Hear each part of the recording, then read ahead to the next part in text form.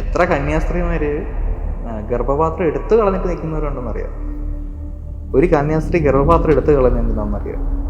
Menstruation stop ചെയ്യാൻ വേണ്ടി മാത്രമല്ല, അതിനും ഒരുപാട് കാരണങ്ങളുണ്ട്. ഗർഭപാത്രം എടുത്തു കളഞ്ഞത് പോലും ഒരു ഗർഭിണി ആവാതിരിക്കാൻ വേണ്ടിയാണ്. അത്തരത്തിൽ പല വെളിപ്പെടുത്തലുകളും ഉണ്ടായിട്ടുണ്ട്. ഈ വിശ്വാസികളെ വിറ്റിട്ട് KP യോഹന്നാൻ ഏകദേശം 1000 കോടി രൂപയോളം സമ്പാദിച്ചു എന്ന് പറഞ്ഞിട്ടൊരു ആരോപണമല്ല, സത്യമാണ്.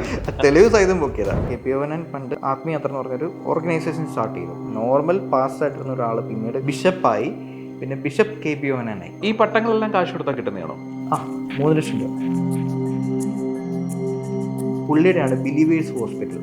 തിരുവല്ലേ അത് പുള്ളിയുടെയാണ്. ബിലീവേഴ്സിന്റെ സ്കൂളുകൾ, CBSE ICC സ്കൂളുകൾ, അങ്ങനെ ഒരുപാട് പ്രസ്ഥാനങ്ങൾ പുള്ളി സ്റ്റാർട്ട് ചെയ്തു. ഇതെല്ലാം പൈസ വന്നത്.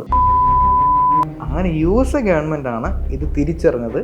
ഇവിടെ ഇയാൾ നടത്തുന്നത് കൊള്ളയാണ്. 1000 കോടി ഒരു പാസ്റ്റർ ഒരു പണിയും ചെയ്യാതെ ഉണ്ടാക്കുമെന്ന് പറഞ്ഞു കഴിഞ്ഞാൽ